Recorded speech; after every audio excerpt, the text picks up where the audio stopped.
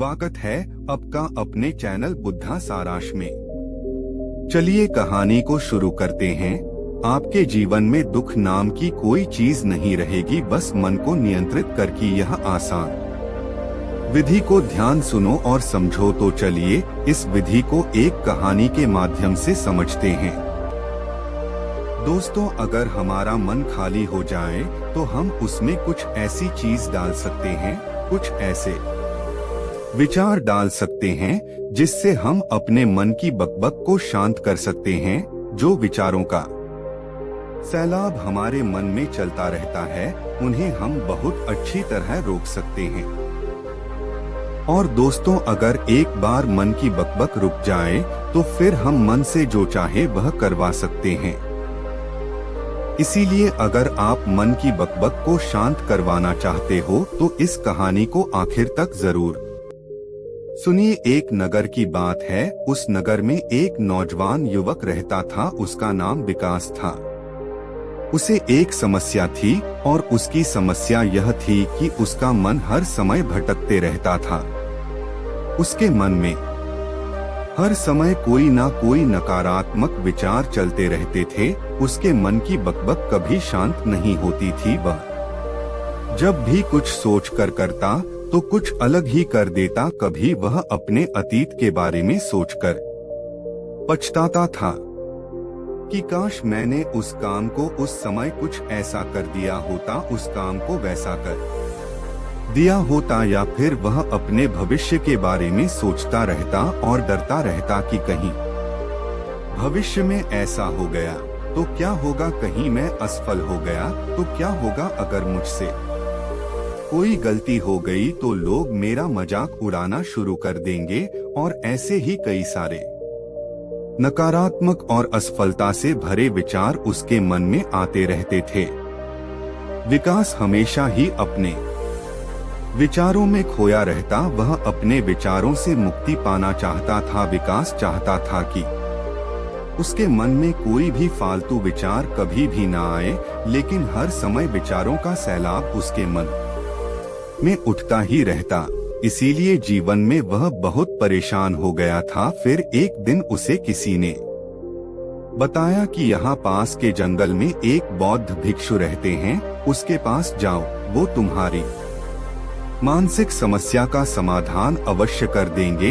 यह सुनकर विकास तुरंत ही बौद्ध भिक्षु के पास चला जाता है और अपनी सारी समस्या उन्हें बताता है। बौद्ध भिक्षु भी विकास की बातों को बड़े ही ध्यान से सुन लेते हैं और उसे कहते हैं कि तुम मुझसे क्या जानना चाहते हो। यह सुनकर विकास कहता है, हे गुरुदेव, मैं अपने मन को शांत और खाली कराना चाहता हूँ। मैं आपसे यह जानना चाहता हूँ कि मन को खाली या शांत कैसे करते हैं। मेरा मन हर वक्त विचारों से भरा रहता है।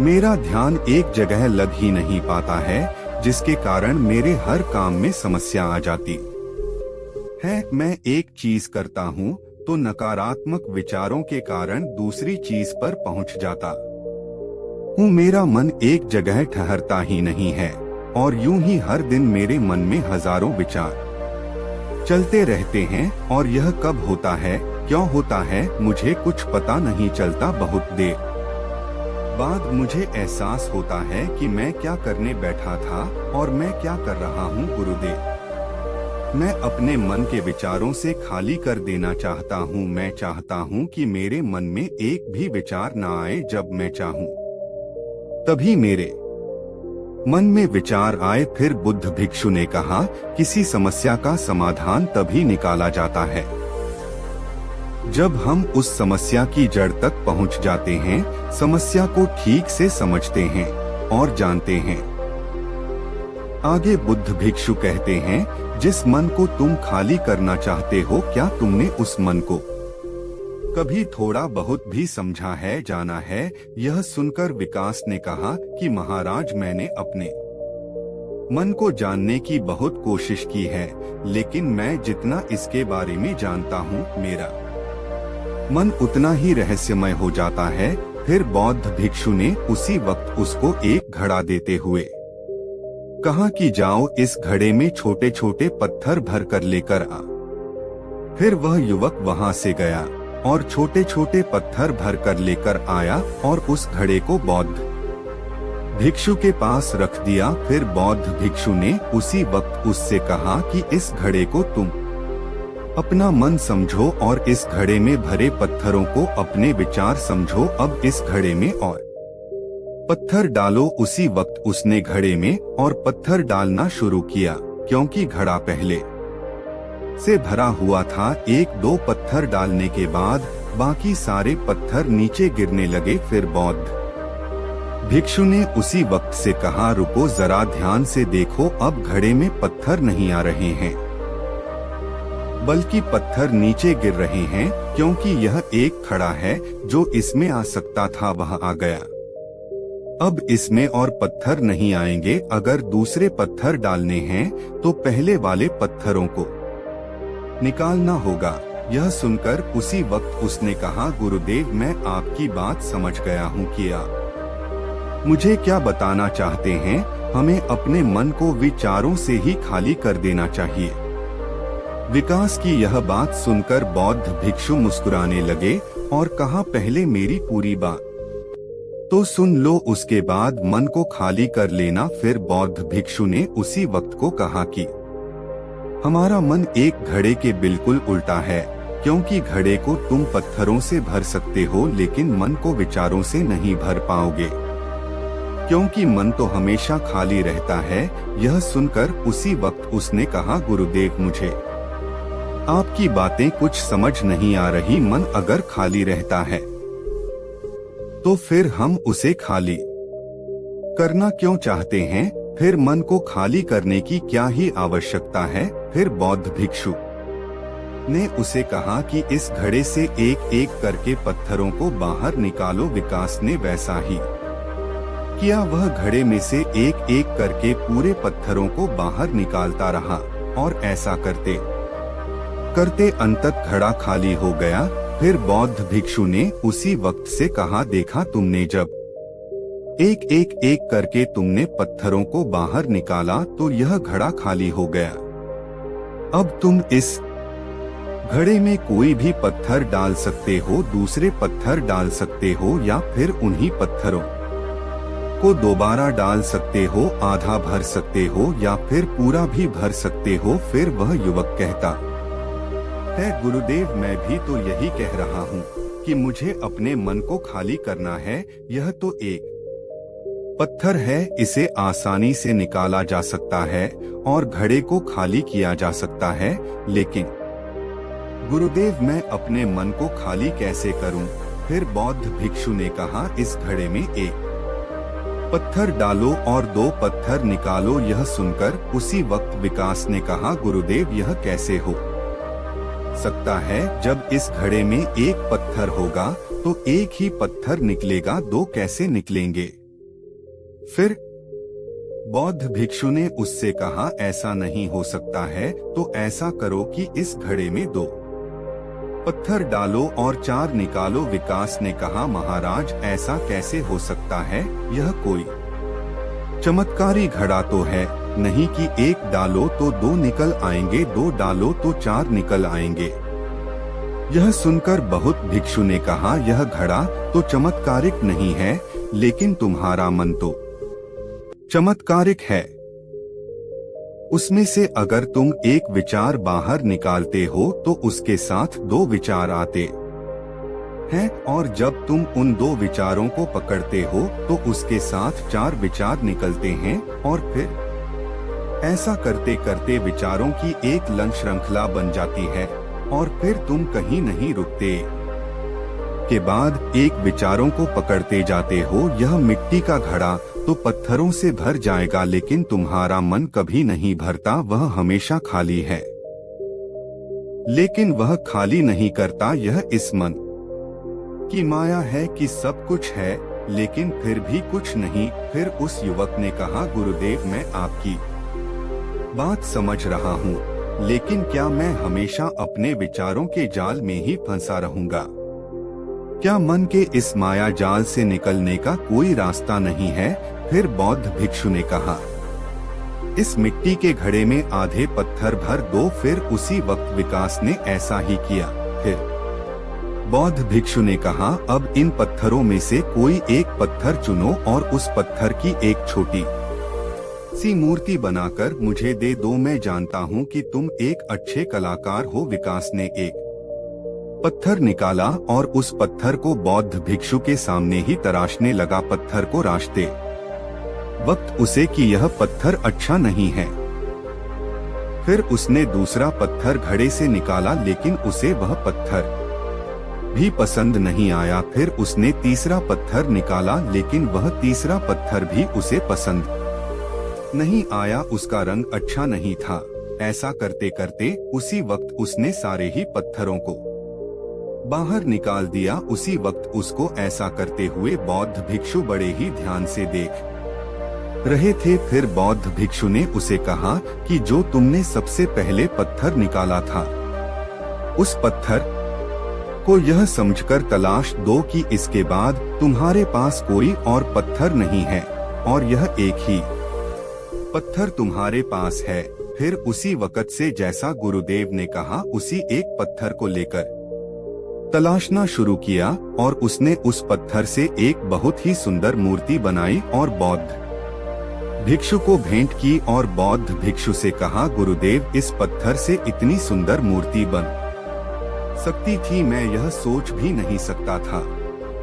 उस युवक की बात सुनकर बौद्ध भिक्षु ने कहा कि जब तुम्हारे पास और कोई दूसरा विकल्प नहीं होता है, तब हम उस विकल्प में ही संपूर्ण ऊर्जा लगाते हैं और उसी को सबसे बेहतर बनाते हैं। और जब हमारे पास कई सारे विकल्प होते हैं तो हम पत्थर चुनते भी नहीं और मूर्ति बनती भी नहीं। हमारा मन भी एक विचार के पीछे हजारों विकल्प खोल के रख देता है और एक मुख्य विचार को छोड़कर उन हजारों फालतू के विचारों में उलझ हम रह जाते हैं। फिर उसी वक्त उसने कहा, गुरुदेव, मैं आपकी बातों को बहुत अच्छे से समझ गया हूँ, लेकिन अब मुझे क्या करना चाहिए? कृपया आप मेरा मार्गदर्शन करें। बौद्ध भिक्षु ने उसी वक्त उससे कहा कि मन को खाली करना, साफ करना 1-2 दिन का काम नहीं है, यह बहुत लंबी प्रक्रिया है। तो क्या तुम इसके लिए तैयार हो? वह युवक कहता है, जी गुरुदेव, तैयार हो, चाहे कितनी भी लंबी प्रक्रिया क्यों ना हो। फिर बौद्ध भिक्षु ने उसी वक्त से कहा कि मन को खाली और नकारात्मक विचारों से दूर रखने के 6 तरीके हैं। आओ उन्हें एक एक करके समझते हैं। पहला तरीका है कि ऐसे लोगों का साथ छोड़ दो जो तुम्हें कमजोर, पिछड़ा हुआ, लक्ष्यहीन महसूस कराए। अक्सर हमारे आसपास ऐसे लोग होते ही हैं जो हमारे पद और धन में ऊपर होते हैं और इसी पद और धन के घमंड में वह अपने नीचे के लोगों को कुछ भी नहीं समझते। इसलिए ऐसे लोगों के पास रहना ही नहीं चाहिए। और ऐसे लोग अपने से छोटे लोगों को हमेशा यही महसूस कराते हैं कि आप कितने छोटे हैं और इसीलिए वह छोटे लोग अपने जीवन में कुछ बड़ा हासिल कर ही नहीं सकते। इसके अलावा कई बार हमारे मित्र और घर परिवार के सदस्य भी ऐसे होते हैं जो अक्सर हमें छोटा महसूस कराते हैं, हमें नीचा दिखाने की कोशिश करते हैं, लोगों के सामने हमारा मजाक बनाते हैं। तो ऐसे लोगों से जितना दूर हो सके उतना दूर रहो। यह लोग ऐसे होते हैं कि तुम्हारी नजरों से तुम्हारी गिराना की दूर करके तुम्हें लक्ष्यहीन बनाते हैं और फिर तुम्हें खुद की काबिलियत पर शक होना शुरू हो जाता है। तुम्हारे अंदर खुद के प्रति नकारात्मक भावनाएं आ जाती हैं और यह नकारात्मक विचार तुम्हें मानसिक तनाव और चिंता की ओर ले जाते हैं। फिर बौद्ध भिक्षु दूसरा तरीका बताते हुए कहते हैं कि तुम बहुत ही कम और चुनिंदा लोगों को ही अपना मित्र बनाओ। ऐसे लोगों को ही अपना मित्र बनाओ जिससे तुम कुछ सीख सकते हो, जिनकी तुम इज्जत कर सकते हो, जो तुम्हारी भावनाओं को समझ सके, जिनकी सोच तुमसे मेल खाती हो, जो जीवन में तुम्हें आगे बढ़ने में सहायता करें। हमारे जीवन और चरित्र में हमारे माँ बाप के बाद हमारे मित्रों का ही सबसे ज्यादा योगदान होता है। इसलिए मित्रों का सही होना भी बहुत आवश्यक है। ऐसा कहा भी जाता है, तुम 5 लोगों का प्रतिबिंब हो जिनके साथ तुम सबसे ज्यादा वक्त बिताते हो। अगर तुम्हारे आसपास के 5 लोग जिनके साथ तुम सबसे ज्यादा वक्त बिताते हो वे ईमानदार हैं, तो तुम भी धीरे धीरे ईमानदार होना शुरू कर दोगे। और अगर वह 5 लोग अमीर हैं तो तुम भी धीरे धीरे अमीर बनना शुरू कर दोगे। कहने का अर्थ यही है कि तुम वैसा ही बन जाते हो जिस तरह के लोगों के साथ तुम अपना समय व्यतीत करते हो। किसी महान दार्शनिक ने कहा था कि तुम मुझे किसी भी इंसान के मित्रों से मिलवा दो, मैं उसके मित्रों को देखकर उस इंसान का भविष्य बता दूंगा। हमारी सबसे बड़ी समस्या यह है कि हम लोगों को ना नहीं बोल पाते हैं। जिन लोगों के साथ हम रहना पसंद भी नहीं करते हैं, ना चाहते हुए भी हमें उन नकारात्मक लोगों के साथ वक्त बिताना पड़ता है। इसीलिए सबसे पहले हमें अपनी जिंदगी में उन लोगों को ना कहना आना पड़ेगा जिनके साथ रहकर हमें लगता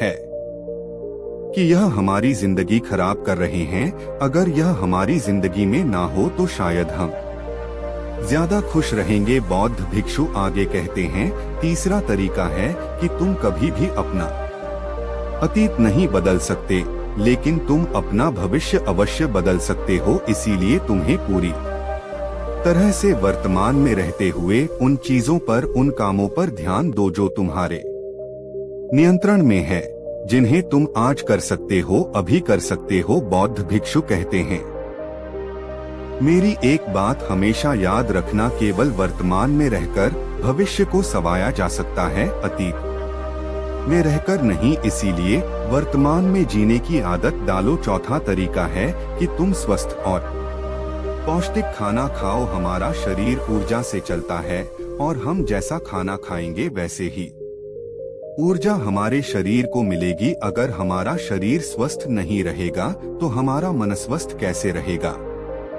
जब शरीर कमजोर और बीमार रहता है तो मन में कई सारे नकारात्मक विचार आते हैं और स्वस्थ शरीर में स्वस्थ दिमाग का वास होता है। इसीलिए शरीर को स्वस्थ और मजबूत रखना हमारी जिम्मेदारी है। बौद्ध भिक्षु कहते हैं कि 5वां तरीका यह है कि रोज ध्यान करो। ध्यान करने का सबसे उपयुक्त समय सुबह या फिर रात को सोने से पहले होता है, लेकिन अगर तुम्हें ध्यान में गहरा जाना है तो सबसे उपयुक्त समय रात का ही होता है। रात में सोने से पहले ध्यान करने से नींद में भी सुधार होता है और बहुत गहरी नींद आती है। ध्यान करने के लिए तुम अपनी सांसों पर अपने मन को केंद्रित कर सकते हो या फिर तुम अपने मन में उठने वाले विचारों पर भी अपना ध्यान केंद्रित कर सकते हो। मन में उठने वाले विचारों पर ध्यान केंद्रित करने से ध्यान करने वालों का ज्यादा फायदा होता है, क्योंकि इसमें आसानी से गहरे ध्यान में उतरा जा सकता है। अगर तुम ध्यान नहीं कर सकते हो तो रोज खुद के साथ अकेले में वक्त बिताओ। खुद के व्यवहार को समझो, देखने की कोशिश करो कि मन किस तरह के विचार उठ रहे हैं और क्यों उठ रहे हैं। बौद्ध भिक्षु आगे बताते हुए कहते हैं, छठा तरीका है कि तुम नए नए जगह घूमने जा सकते हो, क्योंकि एक पुरानी कहावत है कि एक लंबी यात्रा आपको 100 किताबों के बराबर ज्ञान देती है। गौतम बुद्ध अपने जीवन काल में 9 महीने लगातार घूम रहे थे। उनके भ्रमण करने का यही कारण था कि नए नए जगह जाने से ज्ञान की प्राप्ति के साथ साथ मन को एक नयापन भी प्राप्त होता है। नई जगह घूमने जाने पर हमारा मन उत्साहित रहता है। फिर बहुत भिक्षु कहते हैं, मन के जाल में कभी मत फंसो, मन को खाली करने की कोशिश मत करो। जीवन में ध्यान करना सीखो, अपने ध्यान को केंद्रित करो, अपने ध्यान में एकाग्रता लाओ और जीवन में जो कर रहे हो उसे पूरी मेहनत के साथ अंतिम काम समझकर करो। उस काम को ऐसे करो कि उसके बाद तुम्हें और कुछ नहीं करना है, और जब फिर दूसरे विचार पर कार्य करो तो बस उसी पर कार्य करो। किसी तीसरे विचार पर नहीं, मन के माया जाल से निकलना इतना आसान नहीं, लेकिन ध्यान करने से सब कुछ पाया जा सकता है। दोस्तों, आशा करते हैं आज के इस कहानी से आपने जरूर कुछ ना कुछ मूल्यवान सीखा होगा। तो दर्शकों, चलिए अब इस विषय पर अगली कहानी की शुरुआत करते हैं। नमस्कार दोस्तों, कभी कभी यूं ही बेवजह किसी बात को ले हमारे मन में फिजूल तरह तरह के सवाल उठने लगते हैं। अगर कभी कोई हमें कुछ बात कह देता है तो वह बात हमारे मन में बार बार घूमती रहती है और उस बात को लेकर हम अक्सर बहुत तनाव में आ जाते हैं और इस वजह से हमारी सेहत पर इसका बहुत बुरा असर पड़ता है। तो इस बेवजह उठ रहे सवालों को कैसे हम शांत कर सकते हैं, बेचैनी को कैसे शांत कर सकते हैं और हम इस तनाव से बाहर कैसे निकल सकते हैं, इस कहानी में मैं आपको गौतम बुद्ध की ऐसी 4 आदतों के बारे में बताने वाला हूं जिससे आप अपने जीवन में अपनाकर उस तनाव से बाहर निकल जाएंगे और अच्छे कामों में अपना जीवन व्यतीत कर एक अच्छी जिंदगी जी सकते हैं। यहाँ पर बताई गई यह 4 आदतें आपकी पूरी जिंदगी को बदल सकती हैं। अगर आप इन 4 आदतों को अपने जीवन में अपना लेते हैं तो फिर आप अपने जीवन को एक खुशहाल जिंदगी में बदल देंगे और फिर आपका मन कभी भी बेचैन नहीं होगा, ना ही उदास रहेगा और ना ही बेफजूल के कामों में व्यस्त रहेगा। तो आइए इस कहानी को शुरू करते हैं। एक बार एक बौद्ध भिक्षु किसी पेड़ के नीचे ध्यान कर रहा था। तभी एक राजकुमार उस भिक्षु के पास आता है और उनसे कहता है, हे महोदय, आप हमेशा कहते रहते हैं कि ध्यान करो, लेकिन मेरे लिए ध्यान करना तो दूर की बात है। मैं कुछ समय के लिए अपनी आंखें बंद करके शांति से भी नहीं बैठ पाता हूँ। मेरा मन इतना बेचैन है कि यह हर समय कुछ ना कुछ सोचता रहता है। मैं जब भी ध्यान करने बैठता हूँ तो मेरे अंदर विचारों का तूफान आने लगता है, लोगों के बारे में सोचकर, अपने जीवन की बीती घटनाओं के बारे में और अपने भविष्य के बारे में, और ऐसे ही ना जाने कितने सारे अजीबोगरीब विचार लगातार मेरे मन में आते रहते हैं। मैं इन्हें रोकने की बहुत कोशिश करता हूँ, लेकिन जब मैं इन्हें रोकने के लिए ध्यान करने की कोशिश करता हूँ तो मेरा मन अशांत होने लगता है और फलत की बातें मन में उठने लगती हैं। तो मैं ध्यान को तोड़कर बैठ जाता हूँ। इतनी बातें कहने के बाद वह उस बौद्ध भिक्षु की ओर देखता है और कहता है, महोदय, कृपा करके आप मेरी इस समस्या का कोई समाधान बताएं। यह सुनकर भिक्षु ने कहा, मैं क्या समाधान बता सकता हूँ, सोचो, तुम्हारा ही मन है, लेकिन यह तुम्हें कुछ देर तक आंख बंद करके बैठने भी नहीं देता है। तुमने अपने इस मन को कितना आजाद कर रखा है। राजकुमार ने कहा, महोदय, मैंने बहुत सोचा, लेकिन मुझे अपनी समस्या का कोई समाधान समझ नहीं आया, इसीलिए मैं आपकी शरण में आया हूँ। अब आप ही कोई रास्ता दिखाइए। वृक्षों ने कुछ देर तक राजकुमार के चेहरे की तरफ बड़े ध्यान से देखा और फिर कहा, ठीक है, मैं तुम्हें अपने स्वामी गौतम बुद्ध की बताई गई 4 आदत के बारे में बताऊंगा। अगर तुम यह 4 आदत छोड़ दोगे तो फिर तुम्हारा मन लगने लगेगा और तुम्हें कभी भी बेचैनी नहीं होगी। राजकुमार पूरे ध्यान लगाकर उस बौद्ध भिक्षु की बातें सुनने लगा। भिक्षु ने कहा, पहली आदत यह है कि दूसरों के मन को पढ़ना छोड़ दो। तुम और तुम्हारे जैसे ज्यादातर लोग यही गलती करते हैं कि वह दूसरों के मन की बातों को पढ़ने का प्रयास करते हैं, जैसे कि अच्छा, सामने वाला मेरे बारे में ऐसा सोच रहा है। और यही एक आदत तुम्हें सबसे ज्यादा बेचैन और परेशान करती है। ज्यादातर समय पर लोग दूसरों के मन की बातों को गलत और नकार तरीके से ही पढ़ते हैं। जैसे कि लोग अक्सर सोचते हैं कि दूसरे लोग उनकी तरक्की से जलते हैं, उसे नीचा दिखाना चाहते हैं, उसे पसंद नहीं करते, उसकी मदद नहीं करना चाहते, और ऐसी ही ना जाने कितनी सारी नकारात्मक बातें यह लोग दूसरों के प्रति अपने अंदर बैठा लेते हैं। फिर उनके बारे में ही सोचते रहते हैं, उनसे बदला लेने के तरीके सोचते रहते हैं, उन्हें नीचा दिखाने के मौके ढूंढते रहते हैं और दूसरों के प्रति यही नकारात्मक सोच इन्हें दुखी करती है और फिर यह लोग बेचैनी महसूस करते हैं। इसलिए दूसरे लोग क्या सोच रहे हैं इसका अनुमान लगाना बंद करो। दूसरे लोगों के मन के विचारों को पढ़ने की कोशिश करना बंद करो। अगर पढ़ना ही है तो खुद के विचारों को पढ़ना शुरू करो कि तुम्हारे अंदर क्या चल रहा है। कहीं तुम नकारात्मक सोच, शिकायत या बुराई करने जैसी आदतों के शिकार तो नहीं हो रहे हो। फिर बौद्ध भिक्षु ने कहा, दूसरी आदत यह सोचना कि अगर असफल हो गए तो लोग क्या कहेंगे, कहीं लोग मुझ पर हंसेंगे तो नहीं। जो हंस रहा है उसे हंसने दो। लोगों की असफलता पर हंसने तो लोगों का धर्म है, क्योंकि अगर तुम सफल हो जाते तो यही वह लोग हैं जो तुम्हारी तारीफ करते, तुम्हें सम्मान देते, तुम पर गर्व करते। अगर तुम अपनी सफल होने पर दूसरों से तारीफ की उम्मीद करते हो तो अपनी असफलता पर उनके हंसने से तुम्हें दुखी नहीं होना चाहिए।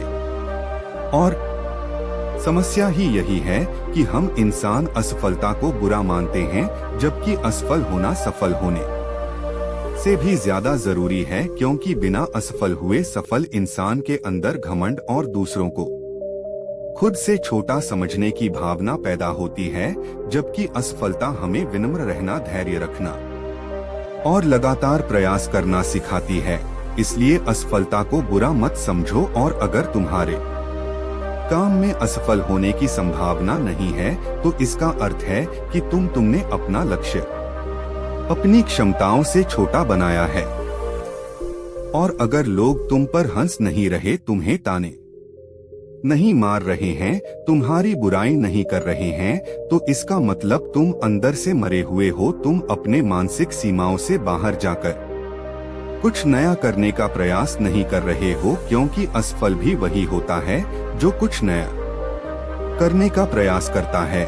और एक बात हमेशा याद रखना, अगर तुम्हारे अंदर असफल होने का साहस नहीं है तो तुम कभी भी कोई भी बड़ा लक्ष्य हासिल नहीं कर पाओगे जो तुम करना चाहते हो। इसलिए असफल होने और लोगों के हंसने से डरना बंद कर दो। बौद्ध भिक्षु ने आगे कहा कि तीसरी आदत यह है कि बेवजह समय को बर्बाद करना छोड़ दो। लोगों को लगता है कि वह समय को काट रहे हैं।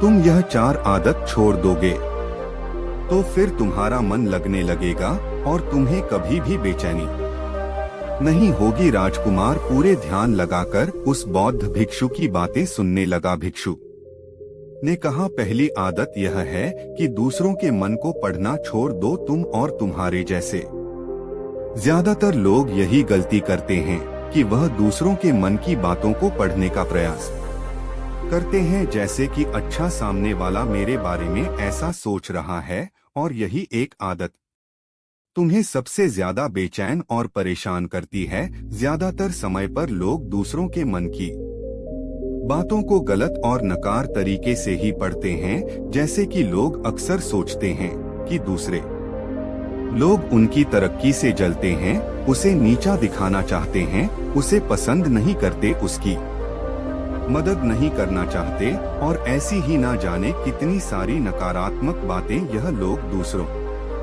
के प्रति अपने अंदर बैठा लेते हैं।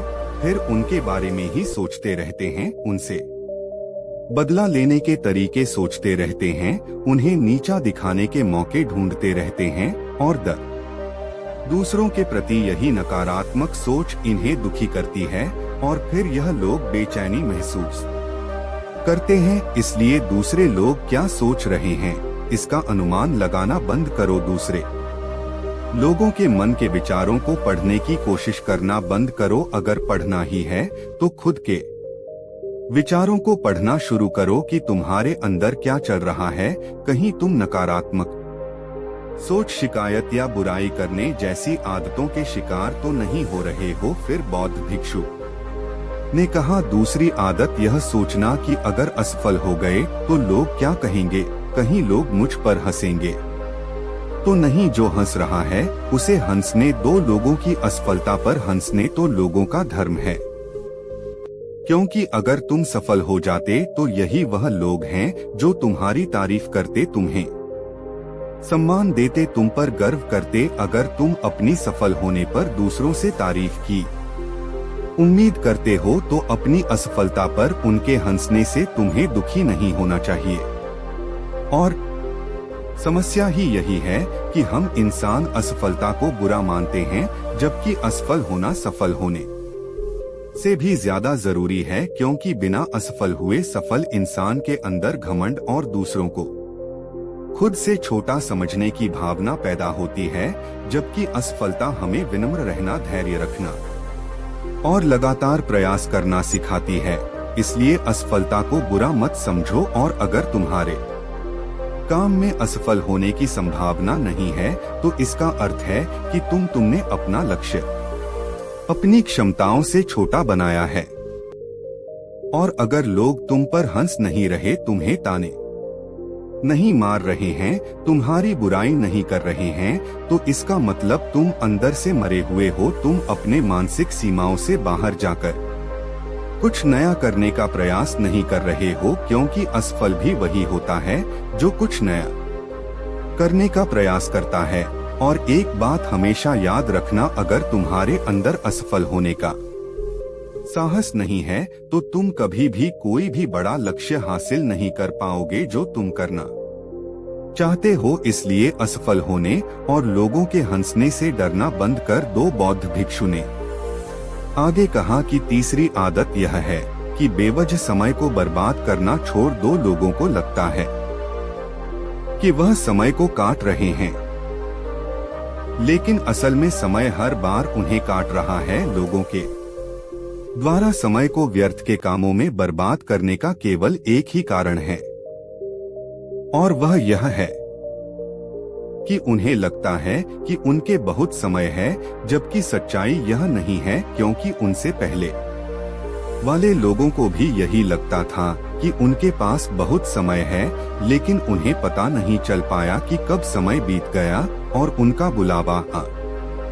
गया, और जबकि सारा जीवन व्यर्थ के कामों में बर्बाद कर दिया, और फिर इस दुनिया से बिना खुद को जाने, बिना इस जीवन की सच्चाई को समझे वह चले गए। इसलिए जब तक यह जीवन है, इससे अच्छे कामों में लगाओ, खुद को जानने में, दूसरों की मदद करने में, लोगों को सही राह दिखाने में, मानवता के कल्याण में। और दूसरी बात, समय को बर्बाद करने से आज तक किसी को खुशी नहीं मिली है।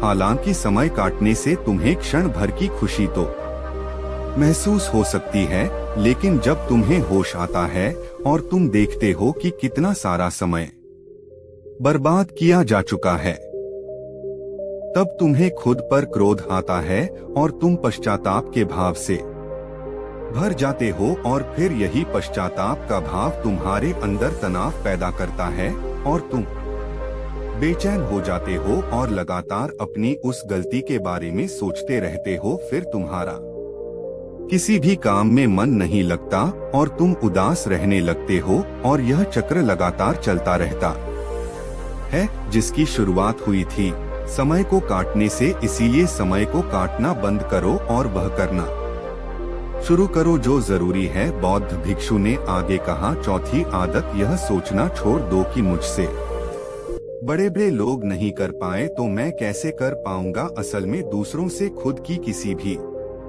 चीज में तुलना करना ही व्यर्थ है, और यह तुलना करना ही हमें हानि पहुंचती है। सबकी परिस्थितियां अलग अलग होती हैं, सबकी सोच अलग है, और क्या हुआ अगर दूसरे नहीं कर पाए तो हो सकता है कि तुम ही कर जाओ, क्योंकि अक्सर वही लोग इतिहास रचते हैं जिनसे ज्यादा उम्मीद नहीं होती। और फिर हो सकता है कि जिसे तुम बड़ा समझ रहे थे, जिसके लिए तुम सोच रहे थे कि उसने बहुत मेहनत की है, बहुत प्रयास किया है, उसने कभी उतना प्रयास किया ही ना हो, केवल मेहनत करने का दिखावा किया हो। क्योंकि ज्यादातर लोग कभी उतनी मेहनत करते ही नहीं हैं जितनी उन्हें अपने लक्ष्य प्राप्ति के लिए करनी चाहिए और दूसरे लोगों के सामने यह दिखाने का प्रयास करते रहते हैं कि मैंने तो बहुत मेहनत की थी, लेकिन मेरी किस्मत ही खराब थी। और यही वह लोग हैं जो दूसरों को बातों ही बातों में कहते रहते हैं कि जब इतनी मेहनत करने के बाद मैं सफल नहीं हो पाया तो तुम कैसे हो पाओगे, लेकिन अंदर ही अंदर यह इस बात को जानते हैं कि उन्होंने कभी उतनी कोशिश नहीं की थी जितनी उन्हें करनी चाहिए थी। यह बस दूसरों की नजरों में अपनी इज्जत बचाने के लिए और इस डर से कि कहीं दूसरा व्यक्ति इनसे आगे ना निकल जाए, यह अपने अधूरे प्रयास से घबराते रहते हैं और दूसरों को डराते रहते हैं कि जब मैं नहीं कर पाया तो तुम कैसे कर पाओगे। इसलिए किसी दूसरे असफल व्यक्ति को देखकर यह सोचना छोड़ दो कि तुम भी कहीं असफल हो जाओगे। तुम बस अपना सर्वश्रेष्ठ प्रयास करो और बाकी सब समय और फिर तुम जहां चाहो वहां अपना मन लगा सकते हो। इतना कहकर वह भिक्षु शांत हो गए और राजकुमार को भी अब समझ आ चुका था कि उसे क्या करना है। उसने मन ही मन उन 4 आदतों को छोड़ने का निश्चय किया। उसने उस बौद्ध भिक्षु को धन्यवाद किया और वहां से चला गया। दोस्तों, हमें यह नहीं सोचना चाहिए कि लोग मेरे बारे में क्या सोच रहे हैं। अगर मैं कोई काम करता हूं तो लोग मेरे उस काम को लेकर हंसेंगे। इसके अलावा हमें अपना फालतू समय बर्बाद नहीं करना चाहिए। इसके अलावा हमें कभी भी यह नहीं सोचना चाहिए कि अगर किसी व्यक्ति से कोई काम नहीं हो पाया है तो मैं उसे नहीं कर पाऊंगा। अगर आप मेहनत से किसी भी काम को करते हैं तो कोई भी काम छोटा या बड़ा नहीं होता और एक ना एक दिन सफलता अवश्य मिलती है। तो दर्शकों, चलिए अब इस विषय पर अगली कहानी की शुरुआत करते हैं। शिव यानी कि महादेव यानी कि नीलकंठ, उन्होंने ध्यान की 114 प्रक्रियाओं की खोज की। ऐसे ही हम समाज में देखते हैं कि नाना प्रकार के ध्यान की प्रणालियां बनी हुई हैं। हर आदमी, हर गुरु अपने तरीके से ध्यान करवाने में लगा हुआ है, लेकिन जब एक सामान्य आदमी ध्यान करने के लिए बैठा हो तो उसका दिमाग, उसका मस्तिष्क, उसका मन इन्हीं चीजों में उलझ कर रह जाता है कि मैं ध्यान की कौन सी प्रणाली अपनाऊं, किस विधि से मैं ध्यान करूं। और इसी वजह से जब वह ध्यान करने बैठता है तो उसके मन में नाना प्रकार की ध्यान की प्रणालियां चल रही होती हैं।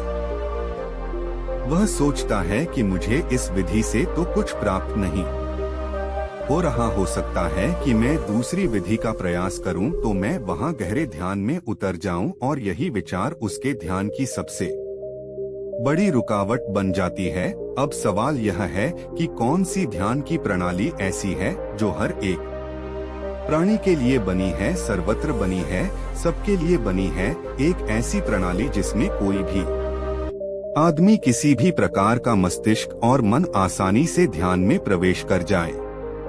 क्या सच मुझ कोई ऐसी टेक्निक या ऐसा तरीका है जिसके द्वारा हमें नाना प्रकार के ध्यान सीखने की आवश्यकता ही ना पड़े और वह एक प्रणाली, एकमात्र ध्यान की प्रक्रिया सभी ध्यान की प्रक्रियाओं को अपने अंदर शामिल कर ले, जिसके परिणाम स्वरूप आपको जो परिणाम 114 ध्यान के खत्म करने के बाद प्राप्त होता वह एकमात्र एक ही प्रक्रिया से हासिल हो जाए, तो सोचिए आपकी ध्यान की यात्रा कितनी सुगम हो जाएगी। आज की जो बौद्ध कहानी मैं आपको सुनाने वाला हूँ उसमें आपको ध्यान की एक ऐसी प्रक्रिया पता चलेगी जो बहुत ही सरल है और जो सबके लिए समान रूप से लाभकारी है। इससे पहले कि आप इस कहानी में खो जाएं, इस चैनल को सब्सक्राइब जरूर कर ले। तो चलिए कहानी शुरू करते हैं। बात उस समय की है जब भगवान बुद्ध अपनी सत्य की यात्रा पूरी कर चुके थे। उन्हें आत्मज्ञान प्राप्त हो चुका था और उसके बाद उन्होंने अपने सारे शिष्यों को अलग अलग दिशाओं में भेजकर आम लोगों के बीच ध्यान की प्रक्रियाएं समझाने के लिए उन्हें जनसाधारण के बीच भेज दिया। इनमें से बहुत से भिक्षु अलग अलग दिशाओं में जाकर, अलग अलग गांवों में जाकर लोगों को ध्यान के बारे में जागरूक करने लगे। वह कुछ दिन उस गांव में ठहरे, उस गांव के लोगों को ध्यान की प्रक्रियाओं के बारे में समझा दें, और कुछ दिन उन्हें ध्यान करवाने के बाद वह अगले गांव में चले जाते। एक दिन एक बौद्ध भिक्षु एक गांव के लोगों को ध्यान के बारे उपदेश दे रहे थे। ध्यान किस प्रकार किया जाता है, ध्यान की गहराइयां क्या है, और ध्यान एक आम इंसान के लिए क्यों जरूरी है, इसके बारे में पूरा व्याख्यान हो रहा था। तभी व्याख्यान के बीच में एक 20 साल का लड़का खड़ा होकर उनसे पूछता है कि है भंते, मुझे लगता है कि ध्यान सिर्फ बुजुर्ग लोगों के लिए बना है, जो मेरी उम्र के लोग हैं, जो युवा हैं, जिन्हें जीवन में अभी कुछ हासिल करना है। उन्हें ध्यान करने से क्या प्राप्त होगा? ध्यान तो एक कोने में चुपचाप बैठकर किया जाता है, उसमें तो कुछ किया ही नहीं जाता। तो फिर युवाओं के लिए इसका क्या फायदा? और अगर देश का युवा योगदान करने के लिए कोने में घंटों तक बैठ गया, तो वह देश की प्रगति में कैसे अपना हिस्सा देगा? क्या उसका जीवन व्यर्थ नहीं हो जाएगा? सिर्फ ध्यान में बैठे रहो, कुछ काम धाम करने की जरूरत है नहीं। सवाल बड़ा ही तार्किक था। आप लोगों के मन में भी ऐसा सवाल उठता तो जरूर होगा, लेकिन इसका जवाब क्या है? बात सही है कि अगर आज आप अपनी युवावस्था में ध्यान की प्रक्रियाओं में जुड़ जाते हैं, ध्यान करने लग जाते हैं, घंटों ध्यान में बैठे रहते हैं, तो घर की व्यवस्था कैसे चलेगी? क्योंकि युवा को तो घर से बाहर निकलकर कमाना ही पड़ेगा। अगर अपने परिवार का भरण पोषण करना है तो एक युवा किस प्रकार ध्यान की प्रणालियों का अभ्यास करते हुए अपना काम सुचारू रूप से जारी रख सकता है? यह सुनकर वह बौद्ध भिक्षु मुस्कुराते हुए बोला कि है भंते, ध्यान का मतलब कोने में आंख बंद करके बैठ जाना नहीं होता है। आप ध्यान का गलत मतलब समझ रहे हैं। ध्यान का मतलब होता है होश, जागरूकता। किसी भी काम को करने के लिए आप में मौजूद है, वही ध्यान का पैमाना है, और उसी से आपकी जागरूकता, आपकी जीवंतता नापी जाती है। जरा सोचिए, आप किसी भी काम को सोए सोए भी कर सकते हैं। सोए सोए कहने का अर्थ यह नहीं है कि आप निद्रा में हैं, लेकिन आप अपनी जिंदगी के ज्यादातर काम सोए सोए ही करते हैं। जरा सोचिए, जब आप खाना खाते हैं तो क्या आप जागरूक होकर खाना खाते हैं? नहीं, आपका ध्यान, आपका मस्तिष्क, आपका मन किसी ददसरे विचारों में भटक रहा होता है, और आपकी जुबान और आपका मुंह यहाँ पर खाना खाने के ये चल रहा होता है। यह उसी भांति होता है जिस प्रकार किसी यंत्र में चाबी भर दी गई हो और वह यंत्र अपना काम करते रहे। उसके लिए उसे कुछ सोचने की जरूरत नहीं है, उसके लिए उसे वहां पर मौजूद होने की जरूरत नहीं है, क्योंकि उसमें चाबी भरी जा चुकी है। और इसी प्रकार हम अपने जीवन के अधिकतर काम करते हैं, हम जागरूक होकर नहीं करते। हम एक यंत्र की भांति सोए सोए सारा काम करते रहते हैं। लेकिन अगर आपको परमानंद का स्वाद छकना है, आपको प्रकृति में छुपी हुई उस दिव्य सत्ता को पहचानना है, उस परमात्मा की मौजूदगी का एहसास लेना है, तो आपको यंत्र ना बनते हुए एक जागरूक आदमी बनना होगा। जागरूक होकर अपना काम करना होगा, क्योंकि आप जब जागेंगे तभी तो आप अपनी खुली आंखों से उस दिव्य सत्ता को पहचान पाएंगे। कुछ लोग ध्यान को अपना फर्ज समझकर करते हैं। इस प्रकार के लोग नित्य ध्यान में बैठते हैं। उन्हें लगता है कि एक सीमित समय तक ध्यान में बैठने के बाद उनकी ध्यान की प्रक्रिया समाप्त हो गई, अब वह पूरा दिन आराम से जी सकते हैं। जैसे कि कुछ लोग सुबह ध्यान करते हैं और कुछ लोग शाम को ध्यान करते हैं, और जब वह लोग अपना ध्यान पूरा कर लेते हैं तो फिर से संसार में घुल जाते हैं। उन्हें लगता है कि वह 1 घंटे का ध्यान ही उनके लिए काफी होता है, और दूसरे प्रकार के लोग होते हैं जिन्हें लगता है कि ध्यान करने की कोई आवश्यकता ही नहीं होती है, अपने हर काम को ध्यान से करो और वही ध्यान बन जाता है। लेकिन समझने की बात है यहाँ पर कि दोनों ही लोग कहीं ना कहीं उल्टी दिशा में चले जा रहे हैं। ध्यान किस प्रकार किया जाता है? आखिर जब हम बैठते हैं अपनी आंखें बंद करके तो हमें क्या हासिल होता है, उससे क्या मिलता है? जब आप अपनी आंखें बंद करके किसी भी प्रकार का ध्यान लगाते हैं, सांसों का ध्यान हो सकता है, तीसरे नेत्र का ध्यान हो सकता है, कुंडलिनी ध्यान हो सकता है, ध्यान कई प्रकार के हैं। लेकिन जब आप ध्यान करने के लिए बैठते हैं तो आपके अंदर क्या परिवर्तन होते हैं, जरा सोचिए। आप अपनी सांसों पर ध्यान लगाना शुरू करते हैं। आप अपनी सांसों को निरंतर देख रहे हैं, वह किस नाक से आ रही है, किस नाक से जा रही है, नाक के कौन से कोने से टकरा रही है। आप यह एक दृष्टा की भांति देख रहे हैं। इससे आपके अंदर क्या परिवर्तन होंगे?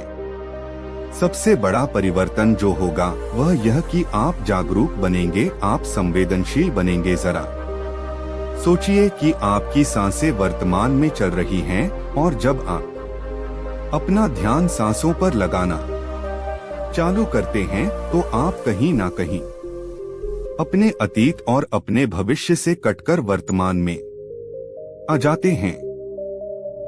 और जब आप बारीकी से एक दृष्टा की भांति अपनी सांसों को देखते हैं तो कहीं ना कहीं आपकी जागरूकता, आपका होश, चीजों को देखने का आपका नजरिया, आपकी दृष्टि और भी बारीक बन जाती है। आप और भी ज्यादा जागरूक हो जाते हैं और भी ज्यादा होश में आने लगते हैं।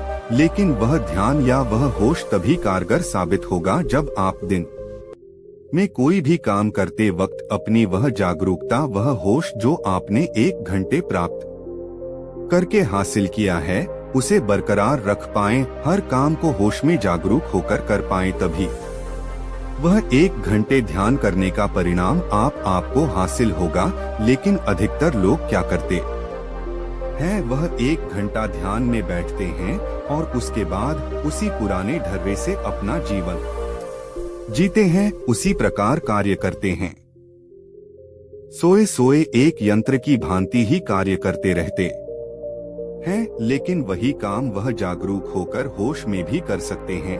इसीलिए जब भी आप बैठकर कोई ध्यान करते हैं तो वही ध्यान, वही होश आपके पूरे दिन को संचालित करना चाहिए। हर काम को पूर्ण रूप से शामिल होकर करें, यह नहीं कि आपके विचार कहीं हैं और आप एक यंत्र की भांति उस काम पर लगे हुए हैं।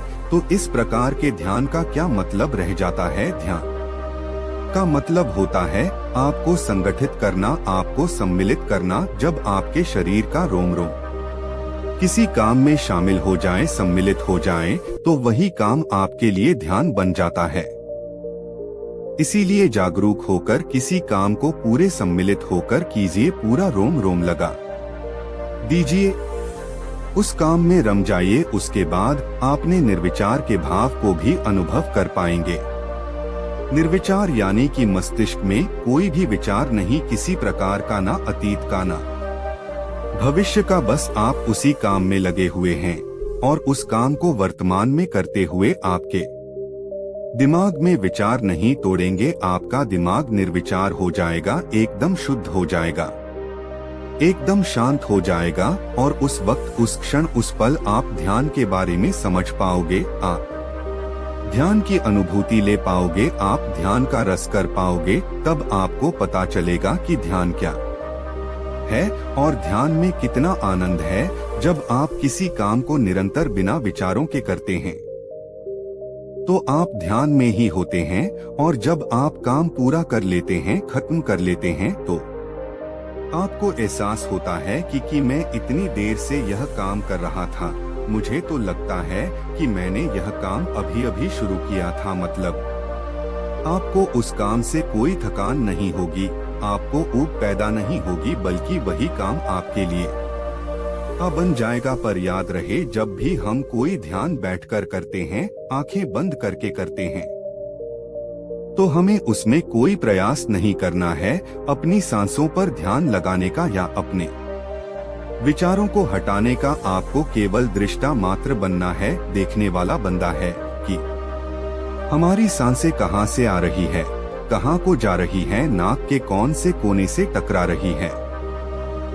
अधिकतर लोग ध्यान में संघर्ष करने लगते हैं। संघर्ष किस बात का? अपने विचारों को खाली करने का, अपना ध्यान एक ही केंद्र पर केंद्रित करने का, और उसी वजह से हमारे अंदर विरोधाभास पैदा होने लगता है। हमारा मन कहीं जा रहा है, लेकिन हम उसे खींचकर वापस उसी जगह पर लाना चाहते हैं, जिसकी वजह से खिंचाव, एक तनाव पैदा होता है मन में, जो हमें ध्यान में जाने से रोकता है। इसीलिए हमें दृष्टा मात्र बनना है, साक्षी मात्र बनना है हर उस चीज का जो हमारे आसपास, हमारे अंदर घटित हो रही है। एक सूत्र जो आपको ध्यान में और भी गहरे लेकर जाएगा, वह आपको बता रहा हूँ। जब आप सांस अपने अंदर लेते हैं तो अनुभव कीजिए, महसूस कीजिए कि आप हर प्राणी मात्र का, पूरे संसार का दुख अपने अंदर ले रहे हैं, अपने अंदर समाहित कर रहे हैं। और जब आप अपनी सांसें बाहर छोड़ते हैं तो अनुभव कीजिए, महसूस कीजिए कि आप अपने अंदर की सारी खुशी, सारा आनंद इस संसार को दे रहे हैं, इस संसार पर बिखेर रहे हैं। इससे क्या होगा कि आपके मन के अंदर, आपके हृदय के अंदर एक करुणा का उदय होगा, और करुणा में हृदय ही परमात्मा के सबसे करीब होता है। अगर आपके मन में करुणा का उदय हो जाता है हर प्राणी मात्र के प्रति, तो आप परमात्मा के सबसे करीब होते हैं। फिर आप इस प्रकृति में छुपी हुई उस दिव्य सत्ता को देख पाएंगे, उसको पहचान पाएंगे, उसको अनुभव कर पाएंगे। आपका रोम रोम यह मानने पर मजबूर हो जाएगा कि हाँ, प्रकृति में ही परमात्मा बसता है, हर प्राणी मात्र में परमात्मा बसता है। आप अपनी सहूलियत के हिसाब से किसी भी प्रकार का ध्यान अपना सकते हैं। रोज उसका अभ्यास कीजिए और पूरे दिन में उस ध्यान का असर देखिए। धीरे धीरे आप प्रयास से शुरू करेंगे, लेकिन कुछ समय बाद वह प्रयास खत्म हो जाएगा। आपको अपने साथ जबरदस्ती नहीं करनी पड़ेगी, जबरदस्ती ध्यान नहीं करना पड़ेगा। अगर आपको उसमें खुद ही आनंद आने लग गया तो सोचो आपको कोई चीज जबरदस्ती करनी पड़ेगी, आप फिर खुद ध्यान में बैठेंगे, ध्यान खुद ही आपको अपने पास खींच लेगा। अब आपको कोई जबरदस्ती नहीं करनी, अब ध्यान खुद आपका मार्गदर्शन करेगा। आधुनिक दुनिया ने आज तरह तरह की इजाद कर दी है, और ऐसी ही एक इजाद है संगीत। जब आप ध्यान करते वक्त अपने पास कोई शांत संगीत बजा लेते हैं, आनंद प्रदान करने वाला, तो आपका ध्यान और भी सुगम हो जाता है। उसके बाद आप आसानी से निर्विचार हो सकते हैं और अपने ध्यान की गहराई भी जा सकते हैं। बौद्ध भिक्षु का यह वक्तव्य और यह उपदेश सुनकर उस नौजवान युवक की ध्यान के बारे में सारी भ्रांतियां दूर हो गई। वह नौजवान लड़का तो समझ गया कि ध्यान क्या है, लेकिन क्या आप समझ पाए हमारे शरीर का सबसे बड़ा शत्रु आलस्य है। इसे खत्म कैसे करना है, यही हम आज गौतम बुद्ध की रोचक कहानी के माध्यम से जानेंगे। तो दोस्तों, कहानी की शुरुआत कुछ इस प्रकार होती है। जो मनुष्य जितना ज्यादा कामचोर होता है, उतना ही उसके शरीर में सुस्ती छा जाती है। ऐसे इंसान के लिए कठिन काम करना तो दूर, खुद के छोटे मोटे काम करना भी मुश्किल हो जाता है। प्यास भी लगी हो तब भी बिस्तर छोड़ने का मन नहीं करता, और इसी कारण उसके आसपास के वातावरण में भी मुर्द सी छाई रहती है। आलस्य के ताले में अटके हुए मन में आनंद की कोई झलक नहीं होती। चेहरे पर कभी ना मिटने वाली थकान और आंखों में नींद होने के कारण ऐसे लोगों से सब दूरियां बनाने लगते हैं, और कुछ समय बाद वह अपने परिवार के लिए ही बोझ बन जाते हैं, और उन्हें खुद भी अपना जीवन बोझिल लगने लगता है। इसलिए ऐसे लोगों को अपना जीवन काटने के लिए किसी प्रकार के आनंद और खुशी की आवश्यकता तो पड़ती ही है, ताकि जीवन में थोड़ा बहुत तो रोमांच बना रह सके, और इसी कारण आलसी मनुष्य की कल्पना में काम वासना के विचार उठने लगते हैं, क्योंकि ऐसे विचारों की कल्पना करने में कोई मानसिक मेहनत भी नहीं करनी पड़ती और क्षणिक आनंद की भी अनुभूति हो जाती है, जिसे जीवन में थोड़ा बहुत रोमांच तो बना रहता है। लेकिन आलस्य के चादर ओढ़े यह काम वासना के विचार किस प्रकार जीवन का सारा आनंद चुस लेते हैं, उसी पर आज की कहानी आधारित है। श्याम नाम का एक लड़का पहाड़ी की तलहटी में बसे एक गांव में रहता था। पहाड़ों के आसपास जो गांव होते हैं उनमें बहुत थोड़े से घर होते हैं, और उन्हीं में से एक घर श्याम का भी था। श्याम को उस गांव का बच्चा बच्चा जानता था, और गांव में उसकी पहचान किसी काम के लिए नहीं थी, बल्कि सभी लोग जानते थे कि श्याम गांव का सबसे आलसी युवक है। दिन चढ़े तक सोना, हर काम को टाल देना, किसी की कोई मदद न करना, यही पूरे दिन बिस्तर में पड़ा रहता हूँ और नाना प्रकार के ख्यालों की कल्पना करता रहता हूँ, और पिछले बहुत दिनों से मेरे मन में काम वासना के विचार लगातार चलते रहते हैं, जिसके कारण मेरे शरीर की प्राण शक्ति धीरे धीरे खत्म हो रही है। मैं बहुत जल्दी बूढ़ा होने लग रहा हूँ। मुझे किसी चीज में कोई आनंद नहीं आता। सिर्फ काम वासना को छोड़ दिया जाए तो सिर्फ मेरी काम वासना ही है जो मुझे आनंद प्रदान करती है। जब भी मैं अपने बिस्तर में लेटता हूँ तो नाना प्रकार की सुंदर युवतियों के चेहरे मेरी आंखों के सामने घूमने लगते हैं। मैं अपने उन विचारों को रोकने का बहुत प्रयास करता हूँ, लेकिन जितना ही मैं रोकने का प्रयास करता हूँ, वह विचार उतने ही ज्यादा मुझ पर हावी होने लगते हैं। कृपया करके मेरा मार्गदर्शन करिए, मुझे इस कीचड़ से, इस नरक से बाहर निकालिए, वरना तो मैं एक दिन खुद ही आत्महत्या कर लूंगा। बौद्ध भिक्षु ने उसके आंसू पहुंचते हुए उसे दिलासा देते हुए कहना शुरू किया कि आलस्य को हम खुद बढ़ावा देते हैं। हमारा मन नाना प्रकार की चाल चलता है और हम उस चाल में उलझ जाते हैं। अगर हम अपने मन की चाल को पकड़ना सीख ले तो फिर हमारा मन हमें धोखा नहीं दे पाएगा। फिर वह उसी प्रकार कार्य करेगा जिस प्रकार हम चाहेंगे। अगर तुम अपने मन को एक इंच भी जगह नहीं दोगे, कोई बहाना चलने ही नहीं दोगे, तो तुम्हारा मन तुम्हारा कुछ भी नहीं बिगाड़ पाएगा। फिर वह तुम्हारा साथ ही हो जाएगा। और इसके विपरीत अगर तुम अपने मन का बहाना मान लेते हो, अपने मन की चाल में फंस जाते हो, तो वही मन तुम्हारा दुश्मन बन जाएगा। आज जब तुम इस पहाड़ी पर चढ़ रहे थे तो तुम्हें आलस्य क्यों नहीं आया? तुमने खुद से यह सवाल किया, क्योंकि तुम्हारे मन के पास कोई बहाना ही नहीं था। तुमने अपने मन को बचने के लिए कोई जगह नहीं दी। तुम्हें पता था कि अगर तुम्हें वह तरीके पता नहीं चले जिनसे तुम्हारा आलस्य दूर होगा, तो तुम खुद आत्महत्या कर लोगे। अपने आलस्य को दूर करने के लिए इतने लालायित थे कि तुम्हारा सारा आलस्य एक पल में खत्म हो गया, क्योंकि तुम्हें किसी भी कीमत पर अपने सवालों के जवाब चाहिए थे, और वह जवाब सिर्फ मैं ही दे सकता था। और मैं इस चोटी पर बैठा हुआ था, इसलिए तुम्हें अपने सवालों के जवाब पाने के लिए इस चोटी पर चढ़ना ही था। हमारा मन तब तक हमें अपने बहानों में फंसा रहता है जब तक उसे कोई दूसरा विकल्प नजर आता है। अगर तुम्हें अपने सवालों के जवाब अपने गांव में ही मिल गए होते तो तुम इस चोटी पर कभी नहीं चढ़ते, क्योंकि तुम्हारे पास कोई दूसरा विकल्प ही नहीं था।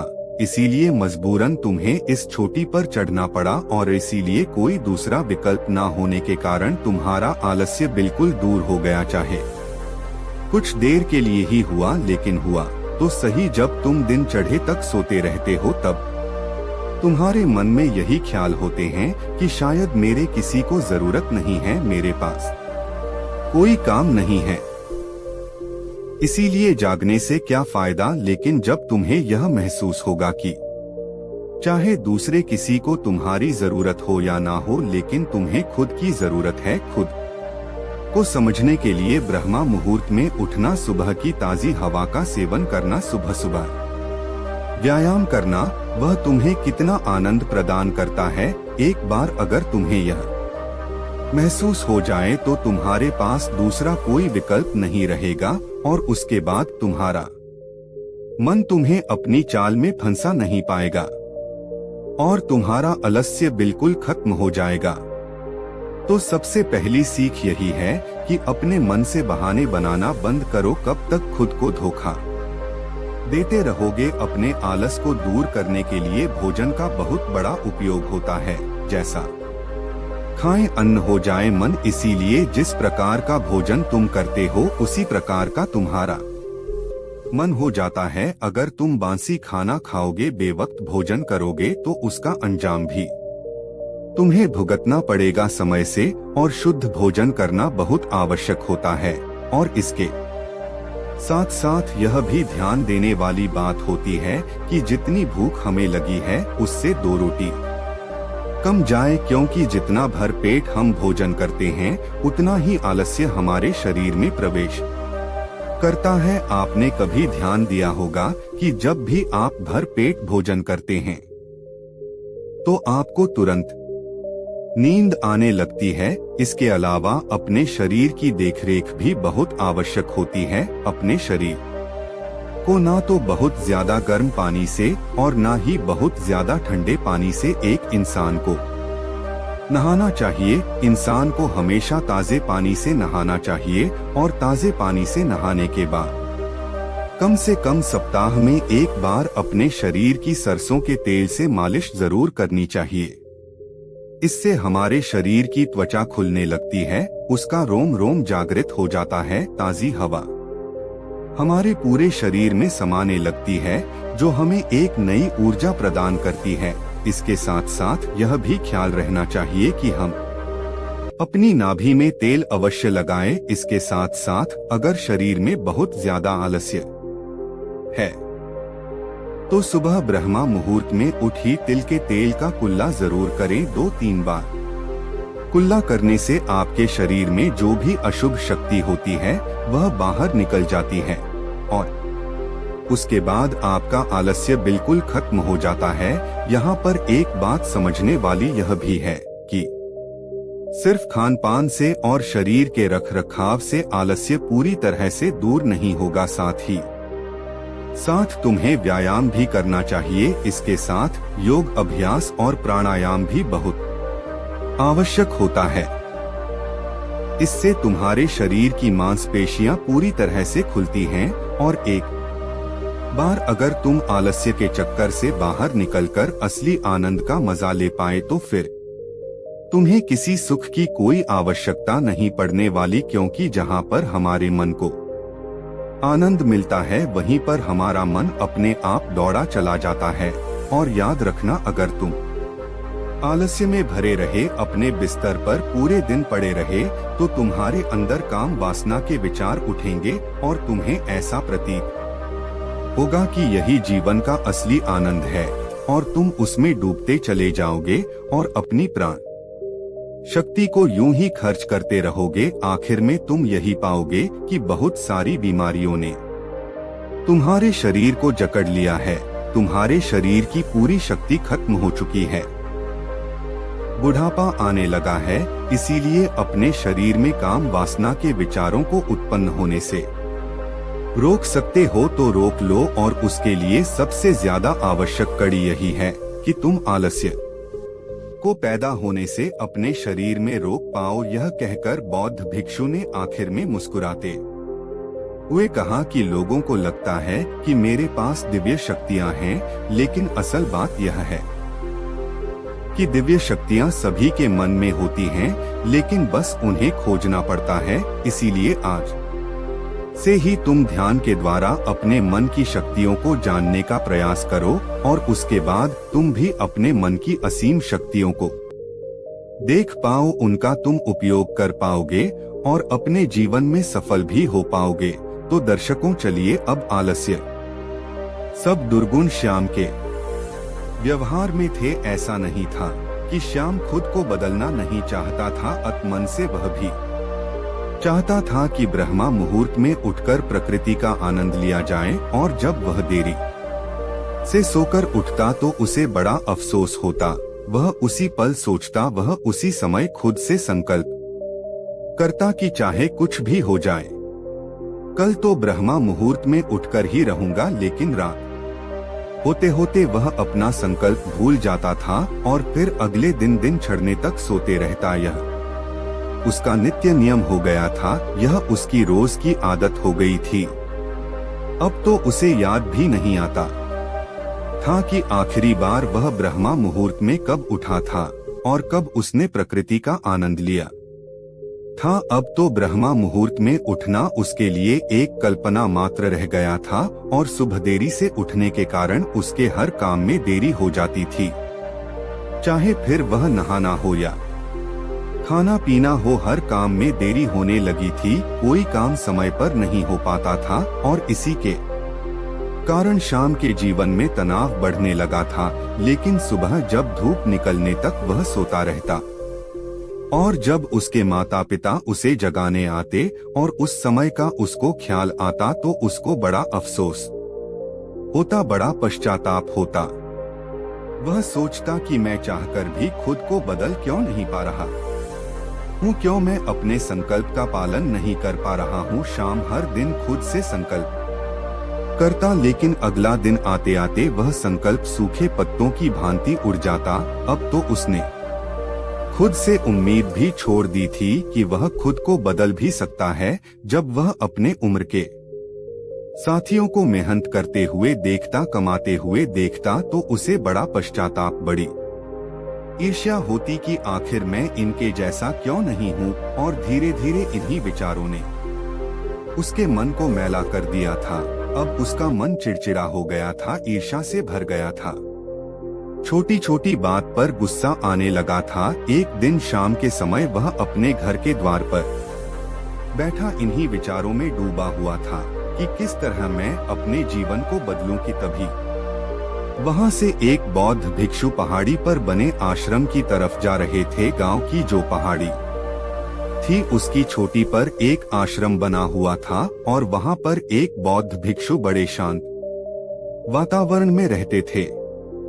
वह हर रोज उस पहाड़ी की चोटी से उतरकर उस गांव में सामान लेने के लिए आया करते थे। पहाड़ की चोटी बहुत ऊंची थी, बहुत थकाने वाली थी, और शाम को यह देखकर बड़ा आश्चर्य होता था कि यह बौद्ध भिक्षु रोज नित्य नियम कैसे इतनी ऊपर से उतरकर सामान लेकर वापस उस चोटी पर चढ़ जाते हैं। यह तो सच में कोई अद्भुत बात थी, क्योंकि एक आलसी मनुष्य के लिए यह एक असंभव सी बात थी। उसे यह महसूस होने लगा कि इस बौद्ध भिक्षु के पास जरूर कुछ दिव्य शक्तियां हैं, और अगर वह भी उन दिव्य शक्तियों को जान लेता है तो उसका भी आलस्य दूर हो जाएगा। यह सब जानने के लिए उसे बौद्ध भिक्षु के पास उस पहाड़ी पर चढ़कर जाना था। अपने जीवन को बदलने के उद्देश्य से, अपने जीवन से आलस्य बिल्कुल खत्म करने के उद्देश्य से वह उस पहाड़ी पर अगले दिन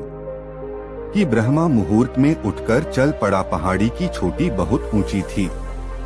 कभी कभार गांव का कोई इंसान महीने में एक बार उस पहाड़ी पर जाया करता था, लेकिन जब श्याम ने निश्चय किया कि वह अपने आलस्य से छुटकारा पाना चाहता है और उसके लिए वह बौद्ध भिक्षु कि उसे वह दिव्य शक्तियां बता सकता है, तो वह अगले दिन ही ब्रह्मा मुहूर्त में उठकर उस पहाड़ी के लिए रवाना हो जाता है, और धीरे धीरे आराम करते हुए शाम तक वह उस पहाड़ी की चोटी पर पहुंच चुका था।